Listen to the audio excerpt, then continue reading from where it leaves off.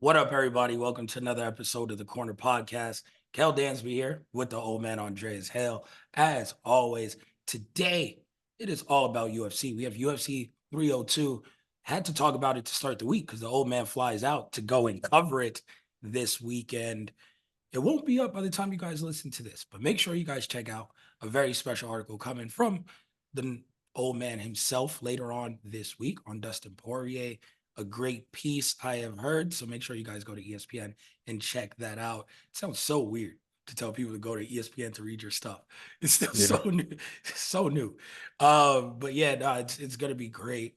This should be a really, really good fight card. So we had to tackle it before you left. Of course, we were front row. Thank you again to the old man and Tony Khan, I guess, for AEW, W or Double or Nothing. Checking out that pay-per-view. We'll talk about that later on in the week. Probably me and producer Cole, baby. Unless for some reason the old man is bored as hell in his hotel room and decides to call it and chop it up for a second. But I'm sure he'll be busy as hell. So we'll recap pro wrestling later on in the week. But Dre, scale of 1 to 10, how good is this UFC card? It's better than Mm, last month by leaps and bounds. anything's better than 301. 302 is like a 6. It's not great. It's the main event is great. Dustin Poirier versus Islam Makhachev is great. Strickland versus Costa is solid, and then it's whatever. After that, there's some solid fights, but everything's gone to 303, which is around the corner with Connor's return. 304, Maybe. eh, it's pretty. It's. I mean, 303 is good enough. No, It's yeah, not like but the are it's you not like the past. confident Connor shows? Yeah, he's not missing this. Okay. He's gonna fight, even though he's been seen partying at the club. I don't think that matters. I All don't right. think he cares. He's gonna show up. Whether he wins, he should win, but that's a whole nother conversation. Yep. No, 303 again is International Fight Week. It should be the better card. On paper, it's shaping up to be. And with McGregor, you know, partying aside, the partying is whatever. But with Connor, you don't know because sometimes they don't stack cards with Connor on it. You don't need to.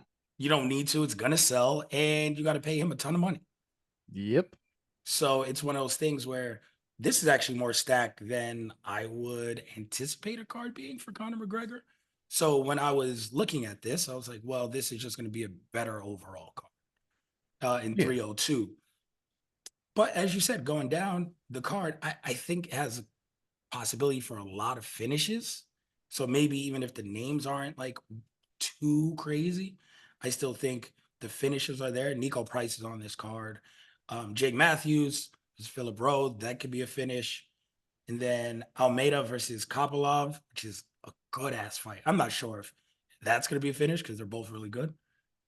But Almeida has a lot of promise there, only 5 fights deep. So this is a card where I can see a good amount of finishes and excitement. And it needs it because it's in New Jersey. And who the hell wants to be in New Jersey? I don't know. Prudential Center, Newark. I'm staying in Jersey City. Then I ain't going all. I ain't staying in Newark. Uh, Gotta but go. You better than me. yeah, When I covered Shakur, I stayed downtown. Just took the train over. yeah, I ain't. That was a trek though. I was in Soho and I just caught the train. Well, I ain't doing all that either. But um, yeah, I mean it's a good card. We got a legacy on the line. We got Islam Makhachev defending his title against somebody not named Alexander Volkanovski now. So the card is good for that purpose. The main event is really good. The middleweight co-main event between Strickland and Costa, I don't know exactly what it is. Um, you could call it a title eliminator if you wanted to, because Strickland narrowly lost to Dricus Duplessis, but I don't know. I don't know. It's a good fight. Probably it's a main event for like a fight night. Um, but outside of that, like I said, it's a good card. It ain't gonna do gangbuster numbers, I don't think. It's just buoyed by a really good main event between, which we'll talk about, arguably the greatest fighter to never hold UFC gold in Dustin Poirier against the number one pound for pound fighter in the world right now. With Yeah, we'll get there in a second, I guess. So we'll just go through the main card then really quick. Randy Brown versus Dos Santos. Randy Brown is a welterweight again that I always find very exciting, but it's a 33-year-old versus a 37. Yeah. And it's one of those things where it's like, all right, what are we gonna do? Randy's coming off a good first round knockout, and then he had a decision last year. Really only got tripped up by JDM recently. Everything else was win, win, win. Beat Ronaldo, beat Kalen Williams. So he's lost one fight the past 3 years, and this is a good rewarding spot for him. It's like, you know what? Go out there, a guy who's 5 inches shorter than you, and let's see what you can do. If you can win this one, then you're in business. Yeah, I mean, I'm picking Randy Brown. Dos Santos is he beat Sean Strickland, but that was like 5, 6 years ago. Since then, he's had a few losses, goes to decision a lot. It's a good spot for Randy Brown to pick up a dub, which I think he'll do. Because Dos Santos is solid. He beat Benoit Saint Denis, which a lot of people don't remember. But I think Randy Brown's just a better fighter. And losing to Jack Della Maddalena, there's nothing wrong with that because Della Maddalena is really damn good. Yeah, that again, if that's your only loss, is that really that bad? So No, that's why he's on the pay-per-view, right? yep. Like it's like, okay, cool. Not only have you been winning, but you had a one hell of a finish last time out. Let's go with it. And then Jalton Almeida versus Romanov in the second fight on the pay-per-view card. Almeida just got to show a ground game. I mean, that's what Like Amita has. That's all he has is a ground game. outside of jujitsu. Oh well, he's not going to do that. Like I need to see some defensive stops. Stop the takedown.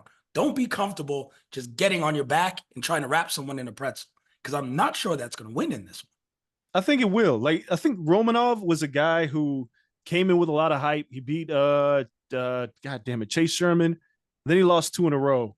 And Almeida has proven to be this extremely one-dimensional fighter. So, and it worked. It worked for a while. Worked on Derek Lewis. Yeah. Then Curtis Blaze like sniffed it out and elbowed him to hell. This is Almeida's get back fight. If he wants to be worth a damn in the heavyweight division, he's got to win this fight. The winner probably gets Derek Lewis. Derek Lewis says he wants this rematch with John Almeida. And I feel like somebody like Romanov is a guy who, after losing two in a row after starting his career 16 and 0, if he gets a win, the next natural progression is somebody like Derek Lewis. So this is the Derek Lewis sweepstakes. So, but I'm going to pick Almeida. Nobody wants to enter a Derek Lewis sweepstakes, but sure. I mean, Almeida, like you said, I just worry that Curtis Blades put the blueprint out there. If you just Yeah, want to but be on your back, I'm just going to pound you until the referee stops this. Yeah, it's Curtis Blades is really good defensive wrestling, so it works for him. Like Derek Lewis couldn't stop the takedown. Most of these fighters can't stop getting taken down by this guy, and once he takes you down, you're in hell for as long as the fight goes. So we'll see if Romanov has a good enough defensive wrestling to prevent being taken down, because Almeida doesn't have much striking. So if you keep the fight on the feet, you have a chance. It's just what Almeida's going to do. He's a one-dimensional heavyweight. No, definitely. I just defensive ground game is what I think he needs to show, because offensively, if he's in a top position or if he's threatening, you're in a world of hurt. But if he's not, he's vulnerable everywhere else. So it's one of those things where he has to develop that. Then we have Big Mouth Kevin Holland in the co-main event. And I mean, this fight is okay, I guess. He's going against Mikhail. Don't make me pronounce his last name. That is for you. But like Polish fighters are always fucking tough, man. So when you go into this, it's like, all right, Mikhail needs to bounce back because he lost to Herrera last fight. No crime in that. But he's kind of been on a win one, lose one, win one. Like this is where he has to regain that form from 2021, 2022. Because when I first saw him come into the UFC, he was just beating the shit out of people. Yeah. He got submitted by like, oh, fuck somebody. I gotta look it up. He got submitted early on by Ovin St. Preux. And then it was like, okay, and then he just went on a run of knockouts. But now he's kind of just wavering in the middle. And Kevin Holland's not a guy. Kevin Holland, again, loses to really good competition, but he's not a guy you want to mess around. So if this No, stays man. standing, this could be the Kevin Holland show. I mean, this should be a win for Kevin Holland. Look, Michelle, yeah, he got choked out by Pereira at 299. So Holland has only faced top competition. He's 2-4 in his last 6. Lost to Della Maddalena, lost to MVP, lost to Wonder Boy, lost to Kamaev. Not a big deal. Those are No. 4 losses that you look at and be like, whatever. Like he knocked out Ponzinibbio and he choked out Michael Chiesa. So Kevin Holland, he's not a gatekeeper, but he's good enough to be ranked hovering around the top 10, the bottom half of the top 10. Really good striker, underrated ground game. His problem is that he wants to have fun. So, and sometimes it costs him. He wants to stand and bang when like fighting MVP. He's like, yeah, bro, let's stand. That's all MVP does. Like, why would you want to do that with that guy? But that's how Holland fights. But I think he's going to get back in the win column here. I think he's a cut above a lot of fighters. He's going to be forever indebted to the UFC for taking the Kamaev fight on that less than 24-hour notice after Kamaev just blew through the way for Nate Diaz. So he's in a spot here in the third fight, well, right before the co-main event, to get a win and put himself back in, I don't even want to say title contention, into the thick of things, whether he's fighting at welterweight or at middleweight. Like, you never know with this guy. He's going to bounces back and forth pretty often, but I think he's staying at welterweight for the time being. Yeah, I think, and with him, he's a guy who will step in late. Someone goes down. He's never too far out from a really meaningful fight. Yeah. Because he's always available. That's how he fights. That's it. And Dana loves that shit. He's like, what? I need somebody. They call him, yo, he's going to be there. He's going to be available. He's going to be ready. So it's one of those, they're giving you one that's not against someone super tough. Go out there right before the co-main and put on a damn show. And then you'll look up, he might fight at 303. I don't know. This guy's crazy. He is. You never know where he's going to pop up and fight again. 303, 304. It doesn't matter. He'll fight anyone at any time. And then co-main event, Sean Strickland versus Paulo Costa. I love this fight because somebody's going to sleep. And I don't think it's Sean Strickland. Man, I don't see Sean Strickland knocking out Paulo Costa. Oh, I do. I don't. A couple things that concern me about Strickland. He came off of this really narrow decision loss to Dricus. Yep. And he's fighting a Paulo Costa who usually gasses, right? Paulo is 1-3 in his last 4. That one win was against Luke Rockhold, where he gassed out in that fight at the end. He lost to Robert Whitaker, lost to Marvin Vettori, lost to Israel Adesanya.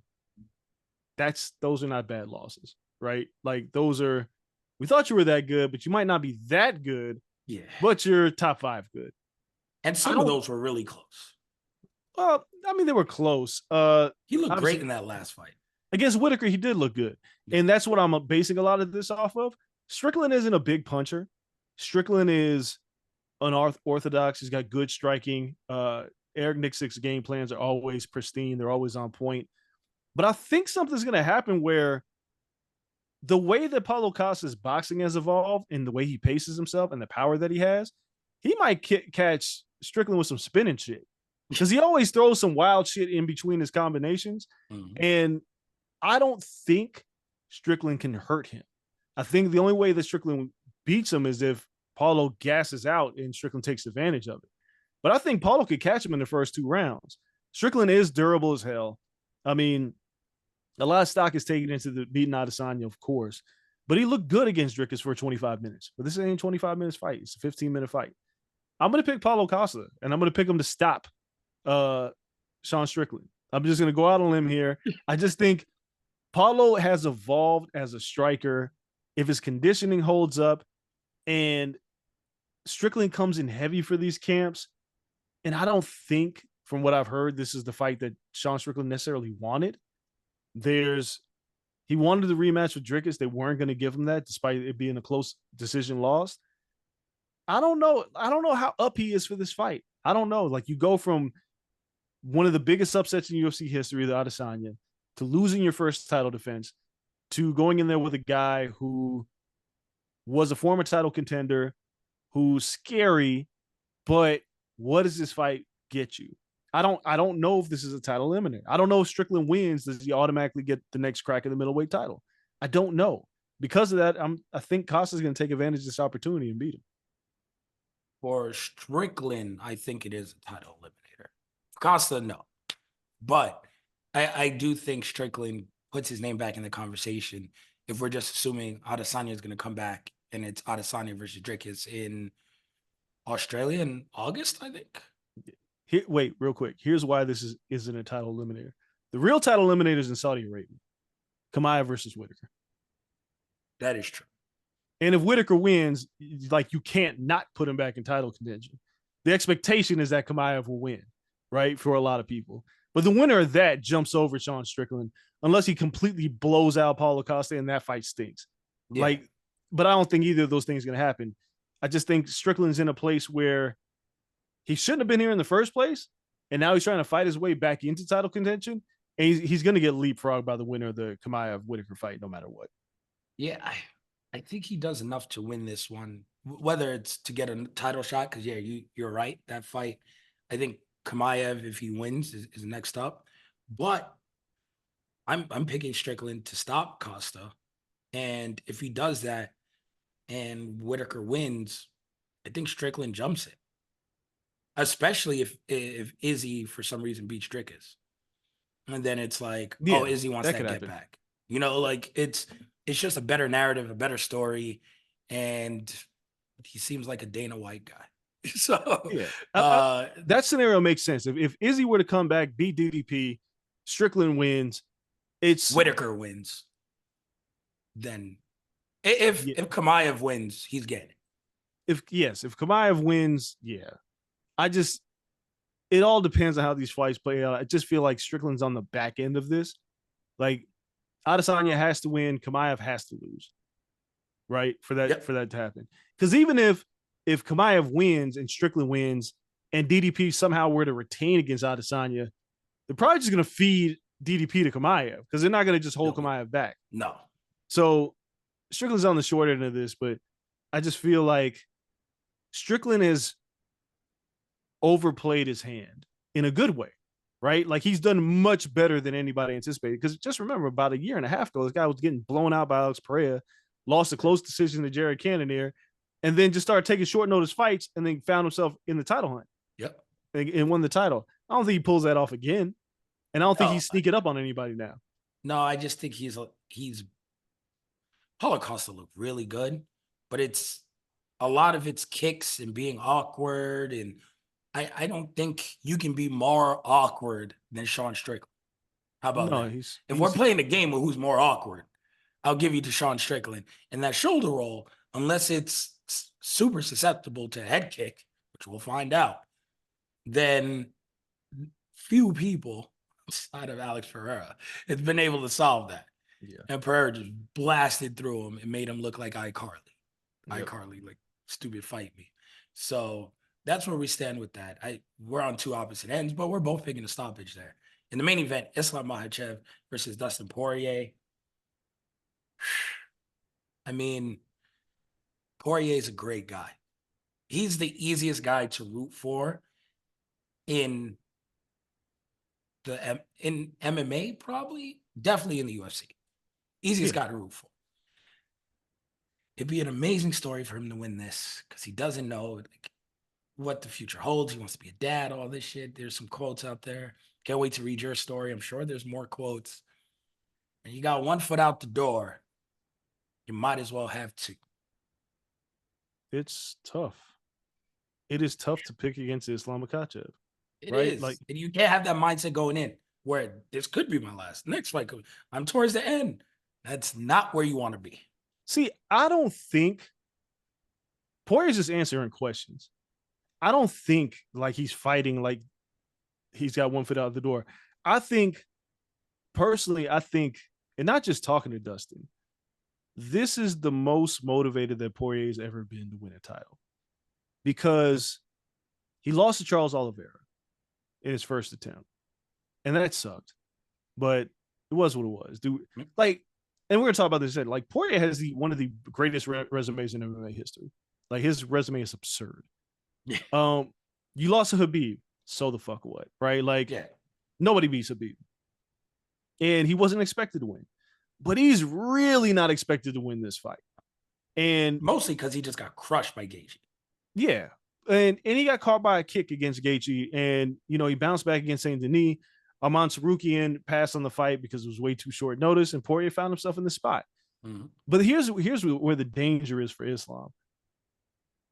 I get concerned, even though these Dagestani fighters and Habib, they are brilliant game planners. They know everything. They know what to do. But there's one thing that sticks out like a sore thumb to me. Is Islam going to fall in love with his hands after what he did to Volkanovski? Right? Yeah. Because he beat a Volkanovski who took the fight on short notice, who was undersized to begin with, and he head kicked him, knocked him out, felt really good about it. 2 fights before that, he basically dropped Charles Oliveira with a left hook and submitted him. Mm-hmm. To beat Dustin Poirier, and Habib is just made it to New Jersey, so he's going to be in Islam's corner.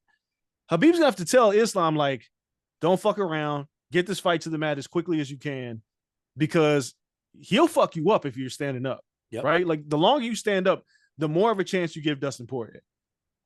But I don't know if Islam's going to oblige, and I don't want to say Islam is overlooking Poirier by any stretch of the imagination.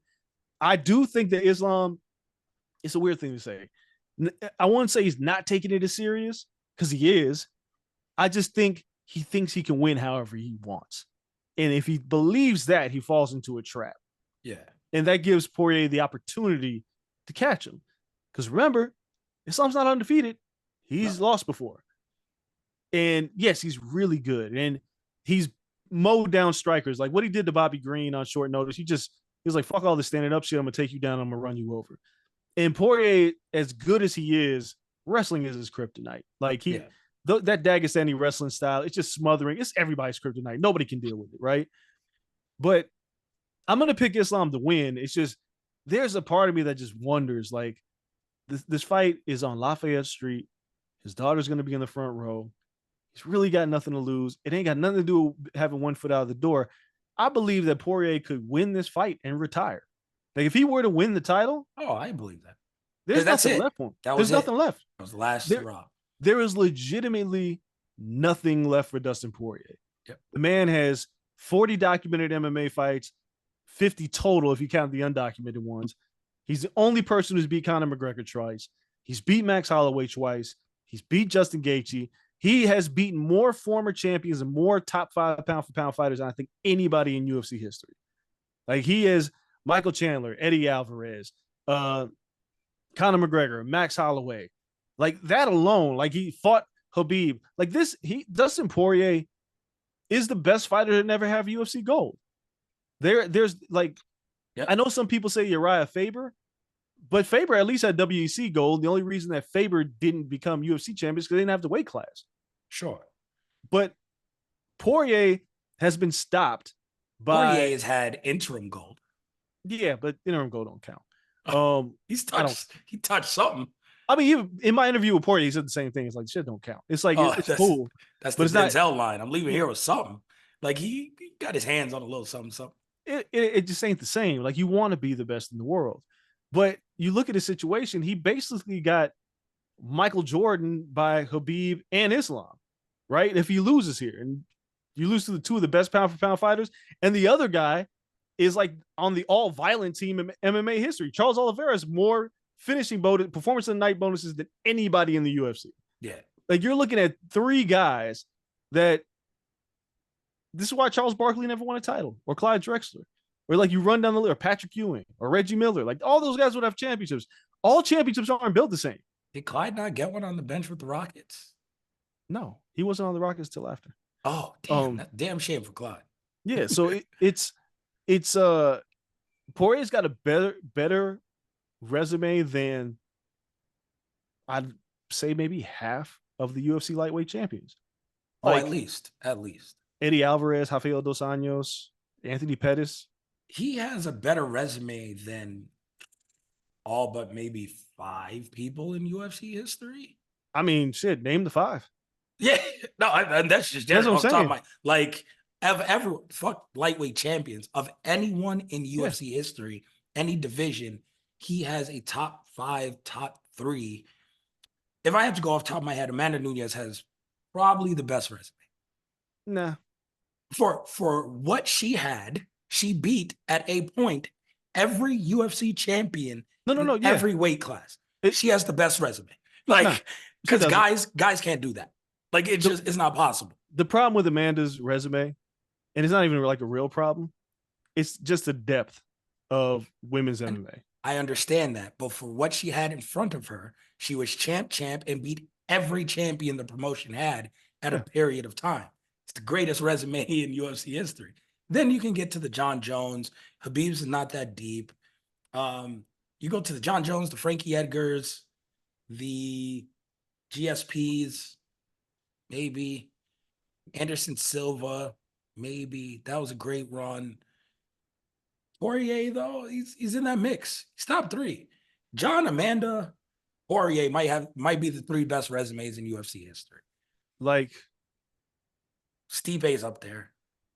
nah, Stipe's not up there. He beat DC.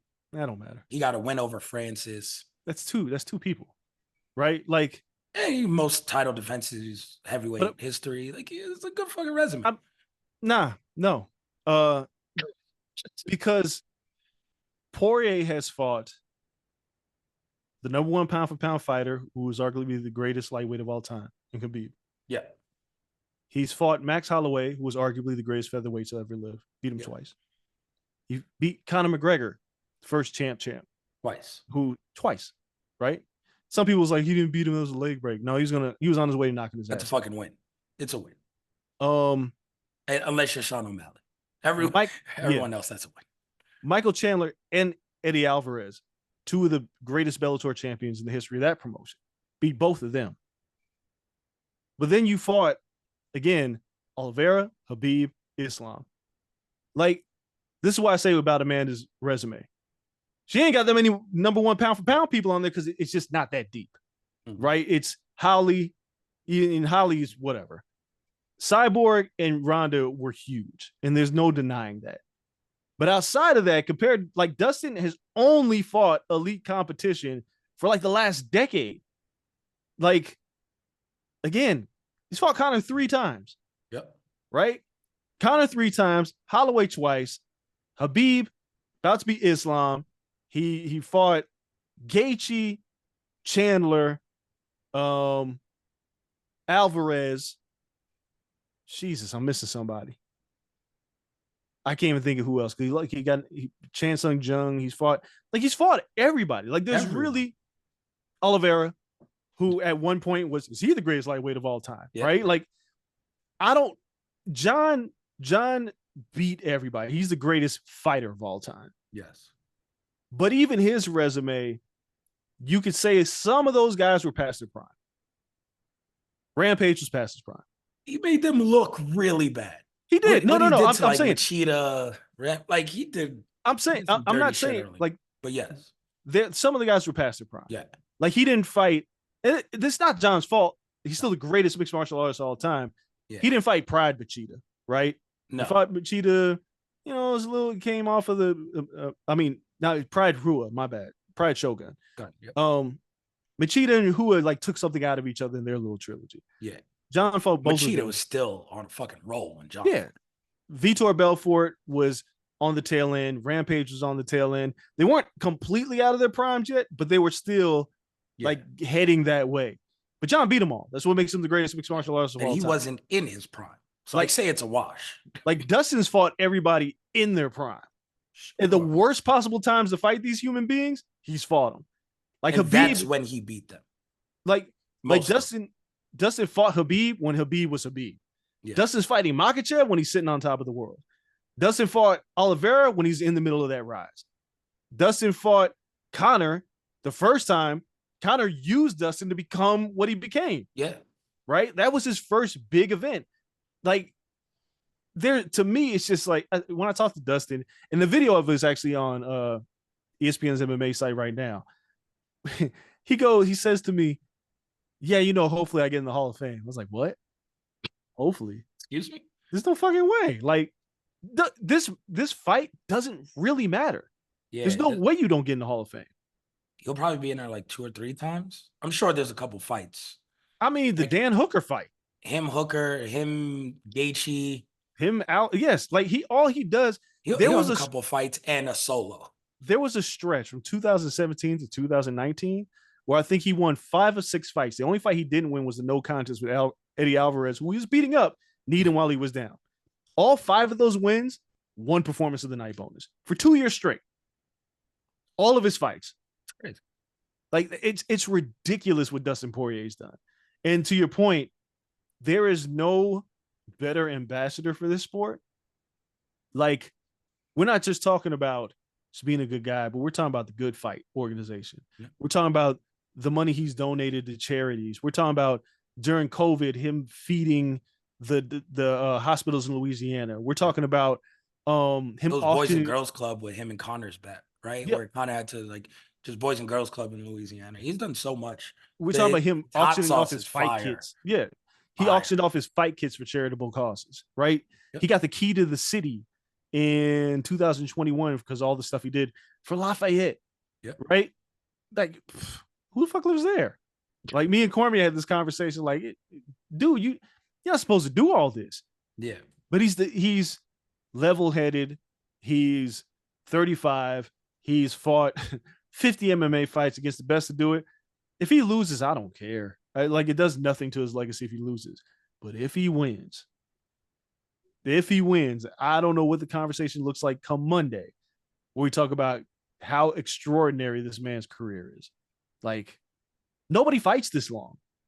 No. It's this high of a level. Man started at like 20 years old. He started 21? at 18. In the UFC, 18. though. He was in there. In the UFC, he fought 9 fights in 9 fights in Louisiana regionally.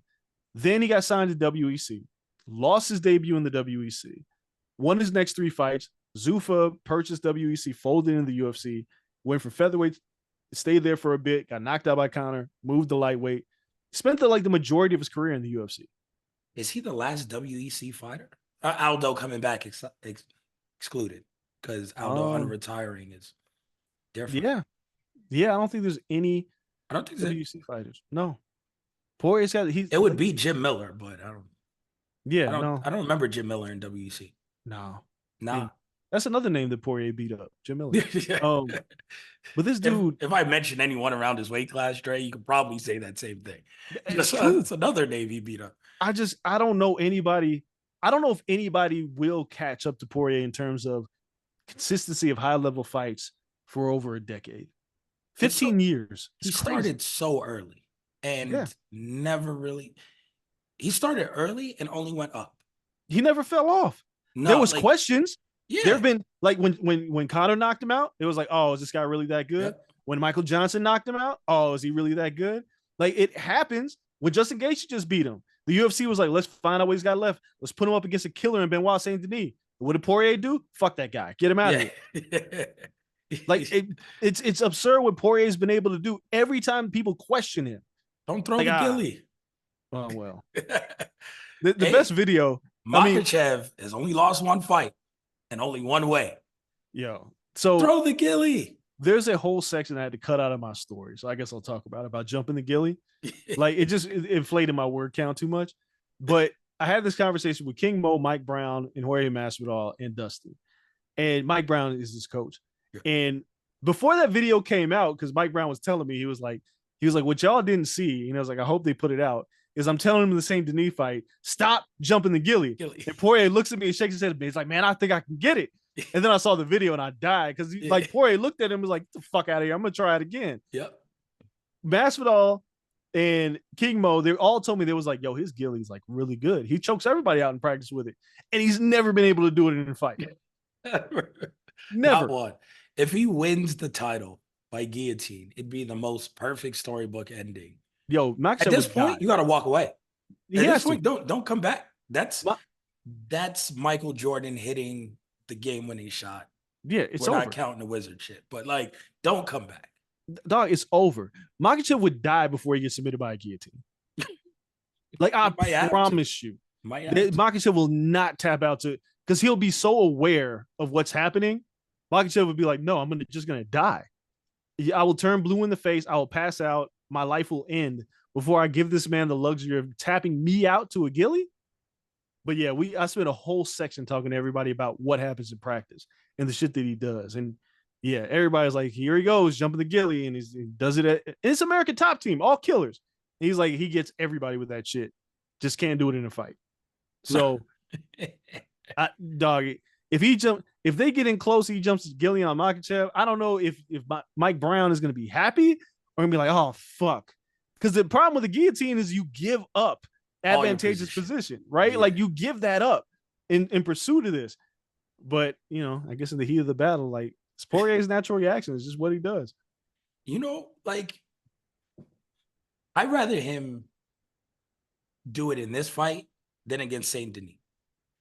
Because this one, Islam will just kind of lay on top of you, beat you up a little bit. As long as you don't give him like a limb to submit you or do some dumb shit and take it back, you're getting to the next round. Right? Like Islam has a little bit more finishing capabilities than even Habib did. Habib was just so dominant wrestling that he was like, fuck it, I'm just beat people up and take them down every single round. Islam will submit someone. But still, I think Dustin has enough to let me be defensive and just stand back up. So if you want to jump it, rounds 1 and 2, fuck it. You still got 3 more rounds. I don't know, man. Like Islam is just not the guy. Like his top control is so heavy, and his ground and pound. Like if you just look at what he's done to guys once he gets them on their back, it's rough. You don't want to be down there with Makachev. Again, that Dagestani wrestling, they trap the legs, they don't allow you to get up, and that top pressure is so much, it's exhausting. That's the other part. It's a 25-minute fight. If you jump to killing the first round, you spend the next 4 minutes on your back defending against this guy who's got he submitted Charles Oliveira. He didn't just beat him, he submitted him. Right? Like you don't want to be there with him. This is a big, I think Poirier is like a plus 750 underdog in this fight. It's absurd. It like for a guy with that kind of resume, it's absurd how much of an underdog he is. It's almost, even though it wasn't as like they didn't fight this many times, it's like Marquez and Pacquiao. And when that fourth fight came around, people was like, Marquez is done. But Marquez's whole life was like, I got to kill Pacquiao. Yep. If you include Habib, this is kind of like that. Yeah, this is like, like for Pacquiao, it was like, I need to get this guy out of my way. For Marquez, it was like, I got to kill Pacquiao. Like his only goal was to kill that man. Because once he did it, his career was pretty much done. Yeah. Marquez knocks out Pacquiao, loses to Tim Bradley, and was like, fuck this shit. I'm not, my heart's not in. I did everything I needed to do. I need to kill that man. Poirier's in that similar situation right now. He is so zoned in on that. Whereas Islam, not like he's looking past him, but he's like thinking about, legacy. He's looking past him. Who can I fight next? Can I go up to 170? Champ. What am I like? He kind of is. He's trying to check this box where Dustin's not checking a box. Dustin's trying to assert his dominance because, again, the man wins the lightweight title on Saturday night. I don't know where you rank him among the greatest lightweights of all time. He's in there. He's up there. I mean, I don't know, because there's a lot of losses, but fuck it. Who cares? It's one of those things where it's just he's so easy to root for that everyone wants to see him. So if he wins, it's gonna make a lot of jobs a lot easier. How about that? Social team, you as a writer, editor, you can't ask for better engagement. No, one of the greatest stories in UFC history. Yeah, if he loses, right back to the drawing board. If he loses, this who's next for Islam? Yeah. Then it is what it is. Does he retire? Does he lay the gloves down? Which I could see. If he loses, he might lay the gloves down. No, I know he said it to everybody else, but again, I talked to Poirier like 2.5 weeks ago. His whole thing was like, I know this is my last shot. Like I don't have another climb in me. Yeah. Right. Like if I lose this, like he's keenly aware. I kind of fell into this spot because Sarukian was like, I can't do it. Yep. Because if Sarukian didn't do that, Dustin would not be fighting for the title. So he knows, like, if I lose, I ain't doing this shit again. Like, he may retire if he loses this fight. I think there's a scenario one way or another he retires. Yep. He'd be Win great or in lose. celebrity boxing or in like, Yeah. like a crossover MMA boxer, dude. There's some money in that.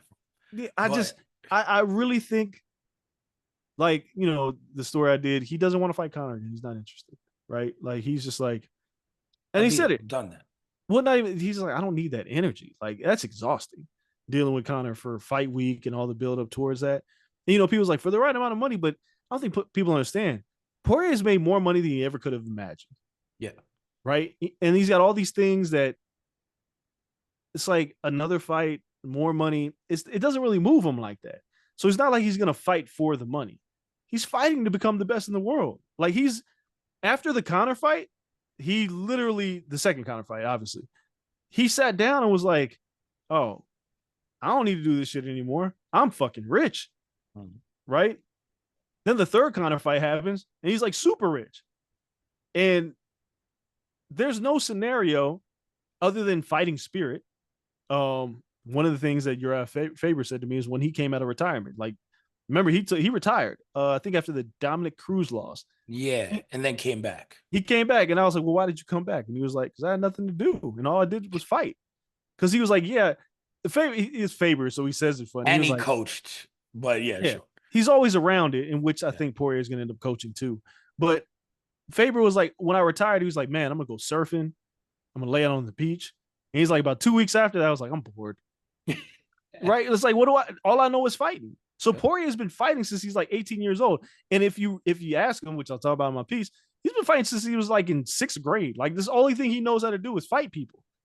So now he's 35. You take a guy and you say, well, it's not the money. He ain't got nothing else to do. Yeah. Like, people think that he could retire and then he'd be like sitting around and be like, all right, maybe I'll fight again. Because I ain't got nothing else to do. But I know the man, how he talks about family, how he talks about legacy, how he talks about the exhaustion of competing for all these years. I think he'll be comfortable retiring, win or lose, and dedicating his life to coaching and giving back to communities. I think he's perfectly fine running his businesses and being kind of done with it. Maybe he'll find his way onto a commentary booth or something. I don't see him leaving the sport. I just don't see him really competing because he's got nothing else to fight for. Yeah. And he's one of those guys where you look at him and be like, you're going to be damn near good at whatever he wants. Yeah, for sure. So, I mean, it'll be an interesting fight. Again, if he wins, that'll be one hell of a story and really fun. So we'll see how that turns out. I'm, for the record, picking Islam to win by stoppage. I don't know if that's sub or ground and pound, but I think Islam wins this one by stoppage. And then, we get a heartfelt Dustin Poirier. We'll see what's next. Yeah, I'm picking Islam. Yeah. Probably stop him somewhere in the middle rounds. Yep. But if not, then that's a story, baby. That is a story. So that is. Nah, I appreciate you. You enjoy safe travels out there to Jersey. Man, everyone, thank you. Thank you. Thank you for listening to everything last week, for checking us out. Thank you for all the love on Twitter when we were at the pro wrestling event last weekend, Double or Nothing. I swear that video was shared like a million times. And Dre's like, hell's working right here. It's like, yes, I'm on the clock. And like 18,000 people have now seen me work ringside for Double or Nothing. That is usually my life. So now we appreciate you all. We truly do. Corner Club episode volume 2 coming this week for everyone on Patreon. Shout out to everyone over there. If you're not on Patreon, what are you waiting for? Make sure you guys sign up.